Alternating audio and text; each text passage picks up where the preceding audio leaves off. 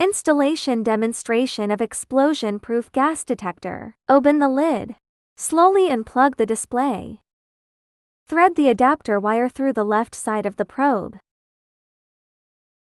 Unplug the wiring port. Prepare for wiring. Red positive electrode connected to 24 volts. White negative grounding.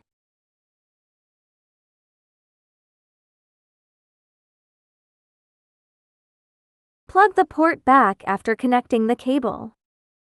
Next, prepare to install alarm lights.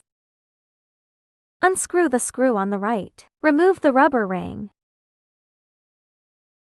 Put the rubber ring on the thread of the alarm light. Thread the wire through the right side of the probe.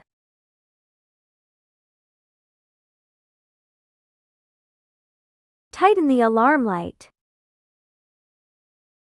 Plug the white connector into the corresponding interface. Close the display screen. Screw the lid on.